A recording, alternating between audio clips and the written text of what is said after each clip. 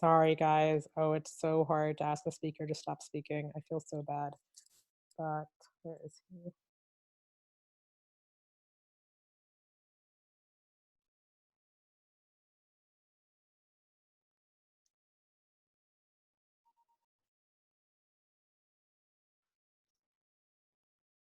Where's our speaker? There he is. Sorry, Hillel. Was hoping we didn't have to, but you just have to unmute yourself, or I can unmute you. Unmute.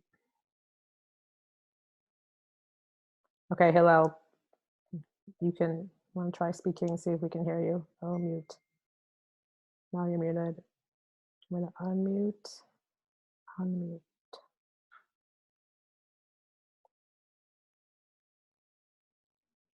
Mute.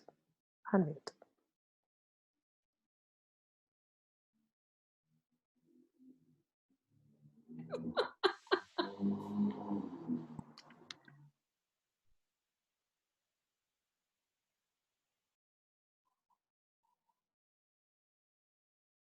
Trying to unmute Hillel.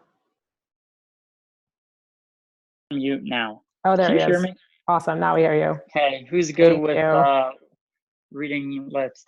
Good job. So basically, first of all, sorry the more time. It's just like it's Nissan, and I want to also touch upon the Seder. I could finish in like about a minute or two.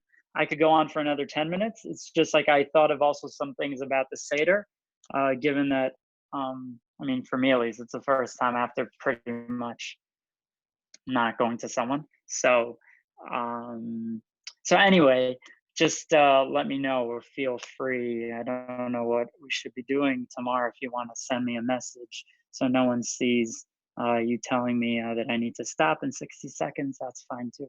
Okay, you're good. We have like a good half an hour. Go ahead. I'm kidding. No, don't worry. It won't be a half hour. Plenty of time.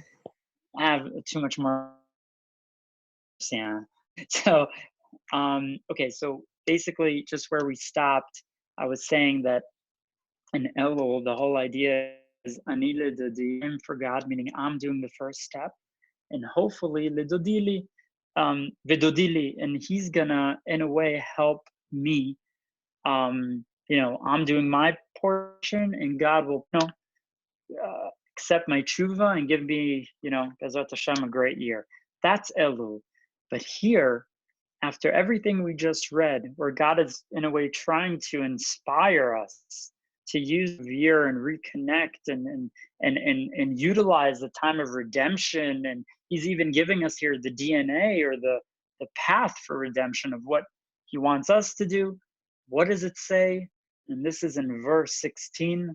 Dodi li ve'ani lo haroeh b'shoshanim.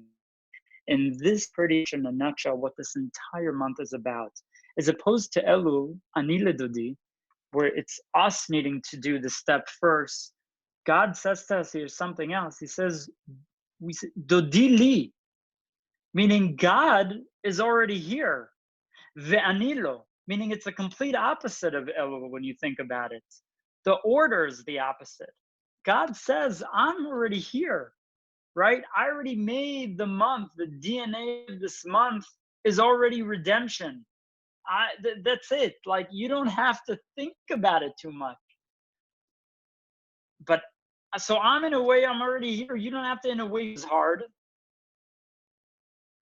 It's now dodili vanilo, and then hopefully you'll be able to be inspired by me because I'm already here. So you will come to me, but I'm doing the first step. And why Haroeh b'shoshanim? Because clearly he had his options. He had options of different flowers, but he chose is his rose. So that's pretty much the whole idea of the month of Nisan, of Pesach, is that unbelievable, unprecedented time of redemption where we are also, in a way, we're more, I guess, in a way, protected. It says there's one night in the year where it's Leil Shimurim. It's the night of the Seder night. Lel God promises that that's going to be for ledorot. It says for generations. It's always going to be a special night with a special protection. My grandfather loved him after in the 50s. Were years in Israel where there were rations. You weren't able, if you wanted to, even buy more than a certain amount of eggs a week, and that wasn't because of COVID-19. It was simply no food in Israel, and so you used to get these pads for food, and they were extremely poor. And my grandfather used to take my dad calls the purse, like with the wallet with all his money, and they didn't have a bank account or things like that. Literally, that was all his money. And he opened the door and put it in the entrance of his door and says, "Tonight, it doesn't matter." And he went to sleep this way. He says, it's a night of protection. So I'm not saying to any one of you, I'm not you know, saying go open the door and go put your valuables outside. It's a type of perhaps that European type of faith that at least could inspire us, especially perhaps that we live in more cynical times. They could of how that this time of year inspire generation or people, and to what extent they took it, and how they understood what an opportunity it is. The another idea, just if we go a bit to the Haggadah, obviously we spoke about chametz and matzah. It says, if we want to just a minute touch again, connect to the letters again, it says these are the names of we said in Haggadah, Ba'im Mitzrayim. What is Mitzrayim? So we know the name is Mitzrayim. So it's a famous Perush, the Mem Sofit, right? What is Mitzrayim? Mitzrayim, Lashon Metzar, right? We say in Hillel, Mina Metzar Karatiya. Metzar is a trial, a tribulation, a huge challenge. It's more than a challenge. It's a it's a real hardship, and Hashem says, and we say to God, Mina metzar karatiya, from the bottom of the pit. That's when I called Hashem. So Mitzrayim comes from that word because it indicates a hardship. And so we come to Mitzrayim, and what happens if you look at the last letter of Mitzrayim? It's a mem sofit, a mem that comes in the end of the word. How is it's spelled? It's always like this, right? It's like a square, mem, because it's hello? Yeah, okay. It's a mem sofit because the you can't get out, stuck. And that's the whole idea of a hardship of the Israelites. They were stuck in Egypt. But what do we say in the Haggadah? We pick up on a verse from the beginning of Chumash Shmot where it says, Ve'elu shemot bnei Yisrael habaim Mitzrayim. It doesn't say Mitzrayim. Why? Because they added a hey to it. And what does the hey do? It's basically they came, and even in the darkest times, they brought hey, which stands for God's name, of course. And so because they had the faith, and suddenly, even if it was even if it was, could you still hear me? Yeah, I can hear you, can't see you. You trying to share? Yeah, no, it's no, I'm just sharing it with because he texted me. Sorry about that. So basically, even sorry. Okay, so even though I'm back, so even though in a place of tribulation, but they brought God's name with them, meaning they had the faith even in the darkest time. And that's why, in the end, even when they were in Mitzrayim, they were in Mitzrayma. They were in that hay that has that little place of hope, that beacon of light that could light even the darkest of places, just like Egypt. And that whole idea, and these are just small bits and pieces of the Seder. For instance, we say the pasuk before we eat the matzah and the maror. We say al matzot umerurim yochluhu, right? Pasuk from Bamidbar. But when you look at it really interestingly, this is a story about a Rebbe once. He came back, and this was the chiddush that he had there from that year. He learned from this Rebbe that when they got to that verse, and when you look at where it comes from, where in Bamidbar it talks about when you do Pesach Sheni, meaning for the people that were unpure and weren't able to do the Pesach on its rhyme, that you could do it on the 15th of Iyar, the following month. And for our Pesach in Shmot, God says, Al matzot umerurim ye'achel, okay? Al matzot umerurim ye'achel, and it doesn't matzot umerurim yochluhu. That's for the second Pesach. Basically, why are you now taking something from another Pesach? This is a Chassidish. So the Rebbe says, Nisan is all about Geula. It comes the month of Nisan, and you think you're going to be redeemed. And the days pass, and you say with every day that comes, especially you come close to Pesach, you're sure every day you're going to be redeemed. The Mashiach is coming. And in the end, you start the Seder. And as much as you're excited for the Seder, you might be a bit disappointed because, you're in the Seder, but the Mashiach didn't come. And that's why when the Rebbe came to that part, he says, this is why we say it. Because we never lose faith, even though we're not. And we still are doing the Seder, not in the proper way, not in the temple, but we're already hoping the Mashiach will come as soon as possible, so at least we'll be able to do the second Seder on the middle of Iyar next month in Jerusalem. We never lose hope. That's the essence of our people.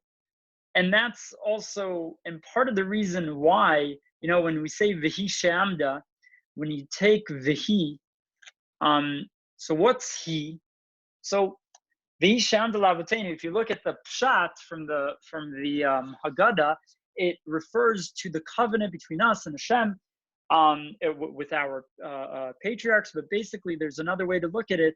It's not just anything. It's a promise from the past. It's Vihi Vav, as we know, is 6. Shisha Sidrei Mishnah. Hey is 5. Chamisha Chumshei Torah. Yud is 10. Aseret Adibot, and Aleph is 1. God. All those things together. This is what stood between us and our enemies through the years, and that's exactly why when we eat an egg, the minhag is to eat an egg right before the meal, and on the Seder night. And there are a couple reasons. So there's the I would say the more famous reason is because the night that the Seder is on is always going to be the night that year that Tisha B'Av is going to be on. So basically, this coming year, Wednesday night is going to be the night of Tisha B'Av. So in order to show a sign of mourning, just like we also do right before Tisha B'Av, or like people do, God forbid, when they come back from a funeral of a loved one, they eat an egg.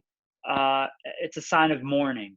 But there's a deeper way as well. Another idea of the egg, especially that's for Seder, is that if you take every food in the world, the more you cook it, the softer it gets. The egg is the complete opposite. In the beginning, it's all very gooey, and it's not hard at all. But then as you cook it more and it boils, it becomes harder and harder as you cook it. And that's how we are. That's how the Israelites were in Egypt. Much as they subjugated it for more, and they tried enslaving us more, that's when we become even more adamant about our belief. We become even stronger. And that's that unique DNA that we have, that is resembled through the egg. I don't so much more to say, but I'll try to just leave it at that. If you want, we could definitely continue. You have like 15 more The minutes. No, I don't. People want to do something else, I'm They sure. can totally leave the meeting if they want to leave the meeting, but you have time. Oh, I forgot. This is not like the sheer, right? Where it's like awkward to leave. Yeah. I don't even know who's on.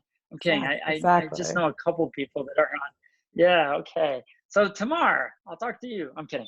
All jokes aside, We'll stay here. We'll stay here. Panina, Leo, a bunch of us. It says the matzah. Hopefully, I mean, at least things that, well, I'm going to use for my seder. So hopefully you could use this. It says in the Kabbalah that matzah is rai manuta. It's the bread. Now, we said before, the bread of the poor, the modesty. It's the bread of emunah, of faith. And that's why it's so amazing. We could look at Pesach this year as like, okay, like if I could have picked COVID, I wish it would have been in January, right? There's no holiday. You don't have to feel away from loved ones. And now you're stuck.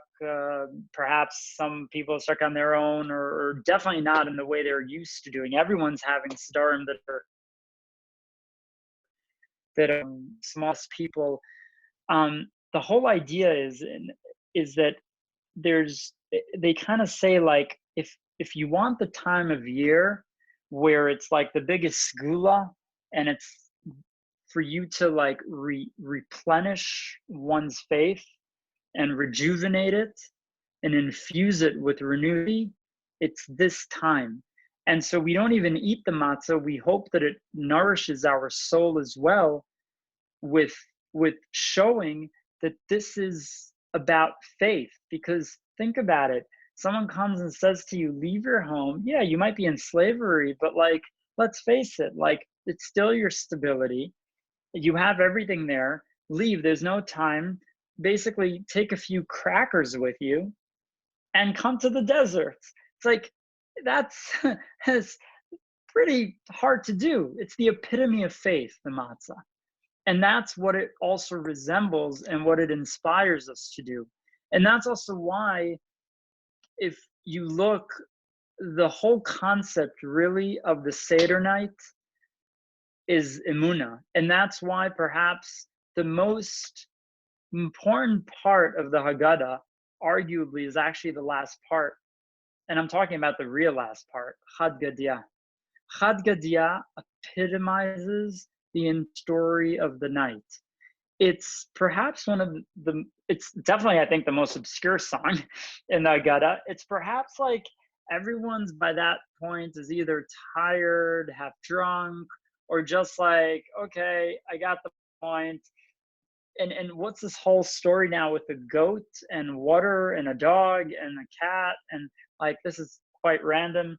And in fact, the Chad Gadya is literally the punchline of the Seder.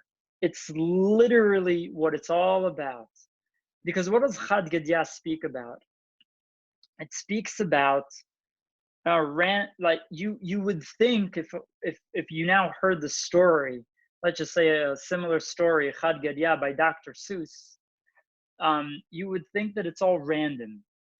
Okay, so you happen to buy a sheep, a goat, and happen to be eaten, and then the dog came in, the cat, and then there was the stick, and then there was the calf that drank, and then there was fire, and the calf that drank the water, and then the shochet, everything was random. Everything happened by chance.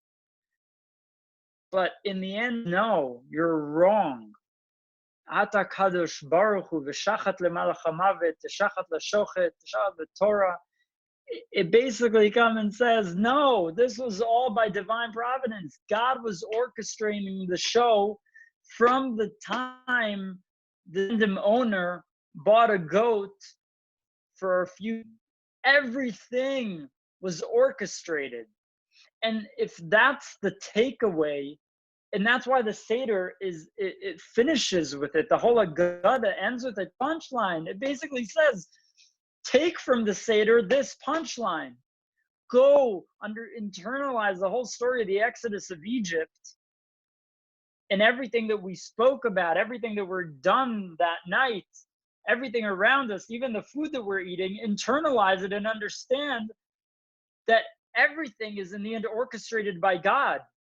And take it to your own personal lives. And that's why I was saying that maybe this year, maybe ironically, or maybe trying to look at the positive of what's going on is perhaps, at least I'm speaking about myself, I'm not going to speak about any of you, but this is the time that I guess, I would assume people could use a rejuvenated, renewed energy of faith in Hashem, especially because we live in such times.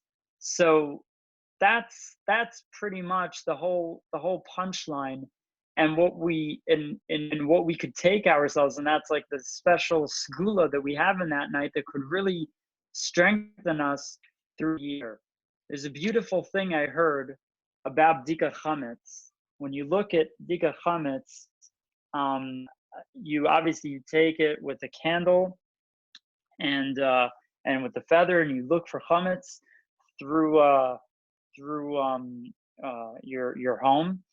And it's an interesting minhag. I'm not sure how many people are aware, but when you burn the chametz, which by the way, obviously this year the Rabbana came up and said, we can't just congregate people, just throw it in a garbage, don't leave too much, throw it in garbage and put some detergent on it or something, so it makes it not edible.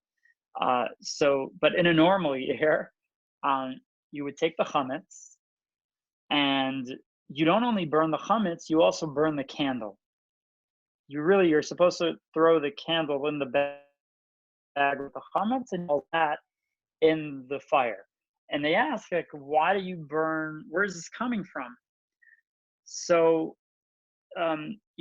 so we know that the chametz is a metaphor for like the bad things, right? Like what we spoke about earlier, right? With the chametz and the matzah, the whole idea of kind of for Pesach and getting rid of the chametz and even burning it is kind of like burning those perhaps feelings that a person may have of maybe not always being so modest. So that's in a way like the idea of like, I'm getting rid of the chametz of whatever rises, and I'm now like reconnecting to modesty and all that.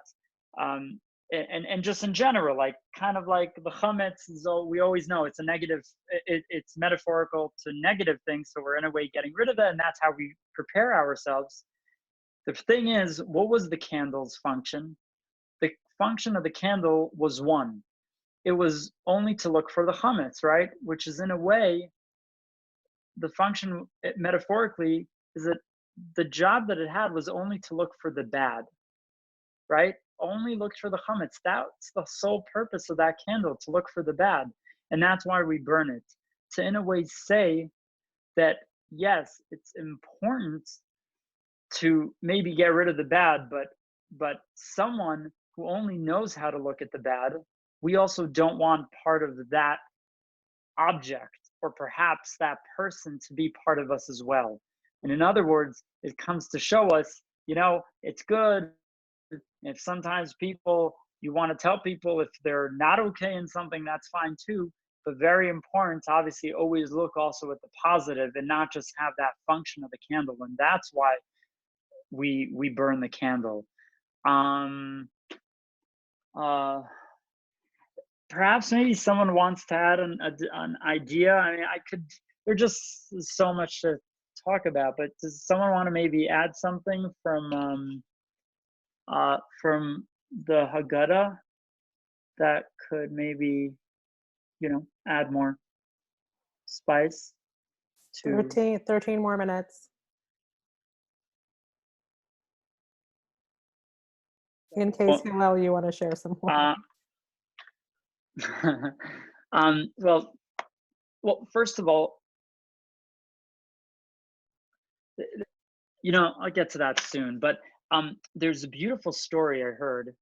Oh, Hillel, one Oh, second. One hey, second. I have to unmute everyone if they're going to respond to your question because everyone's muted. Hold on. Hold on. Hold on.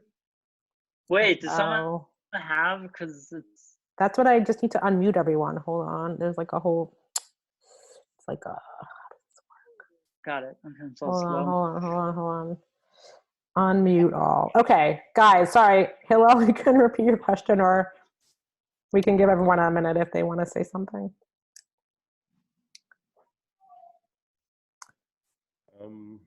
Sure that people have things to say. I always like the idea of, you spoke about Hisha Amda, and there were a lot of, and I saw a few years ago, and I can't remember which Haggadah, but it just talking about the idea of Hisha Amda, and it says Matzilenu miyadam, but it just went through so many things throughout our history where it really should have been Matzilenu biyadam. That everyone came up and tried to kill us, but throughout the years, so many times their hatred just overshadowed them, and Hashem saved us by making them shoot themselves in the foot. Whereas an example would be Haman during Purim. He hated us so much, and so he built on top of everything he did, he built a gallows for Mordechai, and that's exactly what they hung him on. Just so it gave. That's the only exact example that comes to mind, but it just gave so many examples throughout the years of people who tried to come up and tried to kill us, and where it wasn't only Matilenu mi Adam, but it was Matilenu bi Adam, because they themselves somehow end up shooting themselves in the foot, so to speak. I've just always liked that idea. Thank you. Thanks, Jake. So true. Unfortunately. Hella, do you want to share more? Not all. I can do the. I can. I have. I mean. Oh, there's Leora. Sorry, my computer died. Yeah, all I need is like another minute at the end just to do the refuah shleimas that. So just tell me how many minutes I have, and I'll just share with you 2 stories. 9 minutes. Okay, so just one thing I heard from Rabbi Farber, who was niftar Upper West Side a few years ago in Vorhan. So we say them in Aldota Ivliot. So I have it right in front of me, but we know the Shifra and Pua, and Rashi says Mipnei Mani Kra Shifra Mipnei Sheshipra et Valadim. I think that right. She basically changed them, right? She the babies, and Pua milashon shepa'ata. Basically, she was singing to them, calming a baby, singing. And that's why they were called Shifra and Pua. Question is, think they should have been they were called that way for what they did. They should have been called Tchia and Atzala, right? They were saving the Jewish people from drowning, from being murdered. So you're taking that thing that they did, and that's what you're naming them. That's what you want them to be remembered for in their name, which is literally the first memory of any person being remembered. So it says in the Talmud, escapes me where, but it says that Rabbi Siza ben Kisma,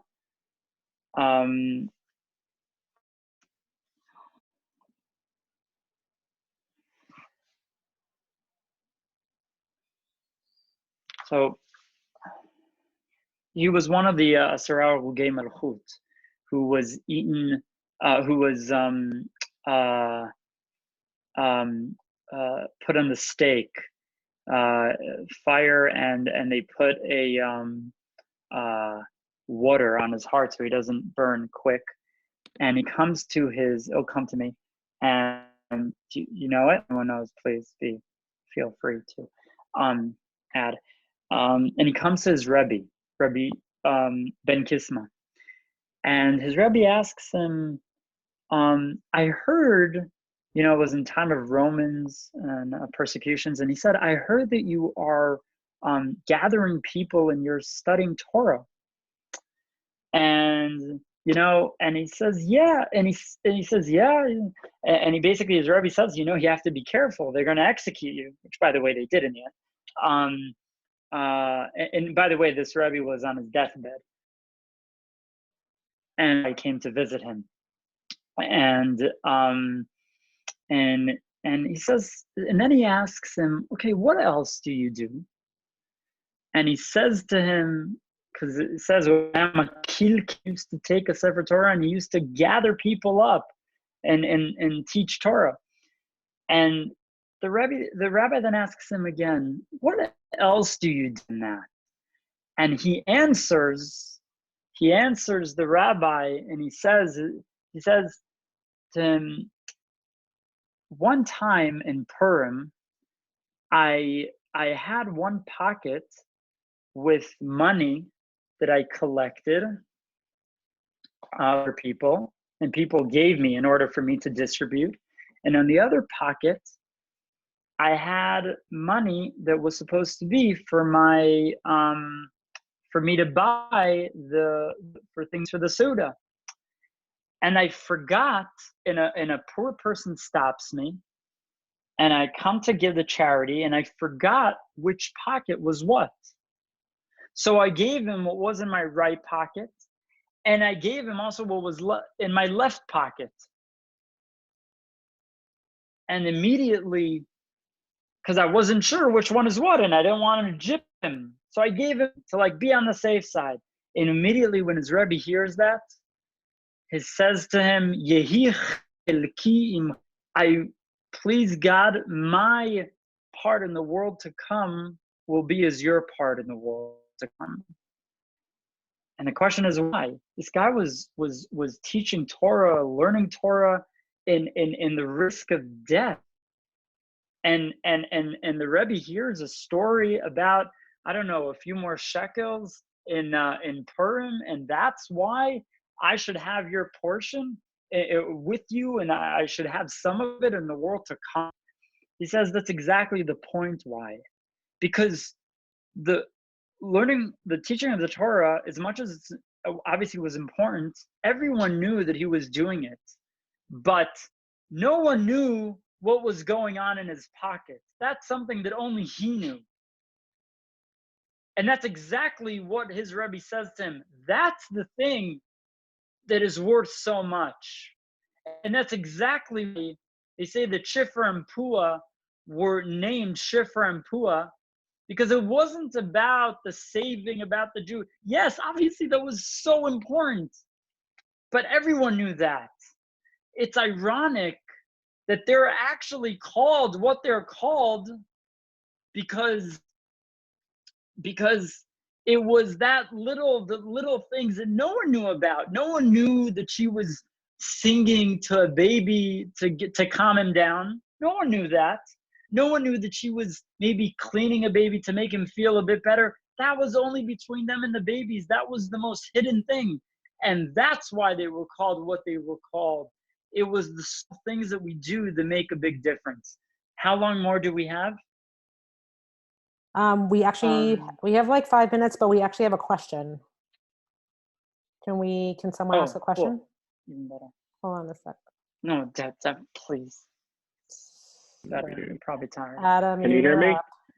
Okay, thank you.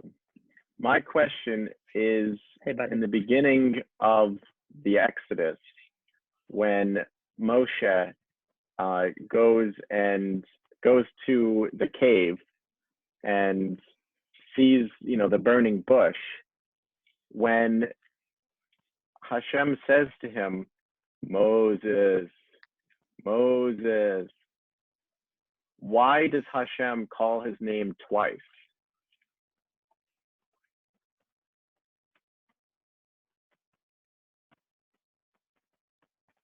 Thoughts, concerns? I'll tell you what. I'll tell you. So, I mean, I'm sure I don't know if someone else wants to No, go ahead. to answer. Sorry. You have an answer, please. Oh wait, no, you go, Shelley. No. If you have it, okay. I remember this. There are a million answers. That's the Torah. So you say you give your answer, and I'll maybe give something else. This answer has to be 2 minutes long. Okay, up to 2 minutes, guys. Short answer. Shelley. Short answer. Can follow up after. Go. Hillel, you there? Yeah, everyone's there. What's your answer? It's not my answer. It's Rashi's answer. The first time he calls him is like calling like a friend, a companion, someone he loves, to not make it an official order like. The second one is to tell him what to do. The first one, when he says that, it's like Benani v'ata, chaver, achi, like achi boina. You don't have to say achi boina. You could say boina.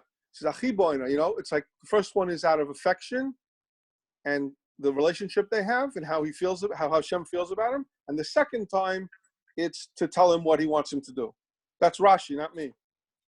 Beautiful. Awesome. How's that, Adam? It's muted. You can totally unmute. We have thumbs up. He can unmute himself. Unmute. Okay, let me do the refuah shleimas really quick. Where are we? And then Hillel, you can totally close it. Close up. Okay, this year is a memory of Flora Bat Luli, who passed away very recently, a friend's grandmother. Baruch Dayan Hayamet, and this year is for the refuah shleima of everyone who Penina mentioned before, and then adding our list is Gimple Mordechai, Daniel Ben Sarah Ita, Shalom. Hold on. Go back.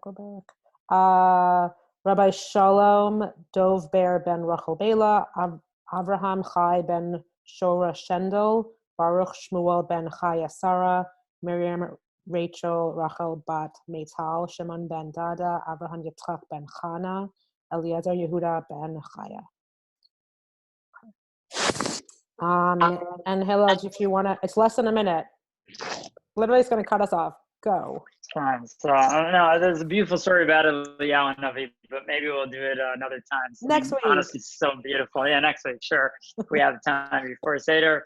Zrat Hashem, we should thank you, everyone. Thank you for joining. Thanks for Tamar and Pina for organizing. And should please God, have this all uplift us. This Seder Pesach to, for having Emunah when we need it most, and Bezrat Hashem will be like the bracha says in the Seder, Liyavienu lemoadim veleregalim achirim.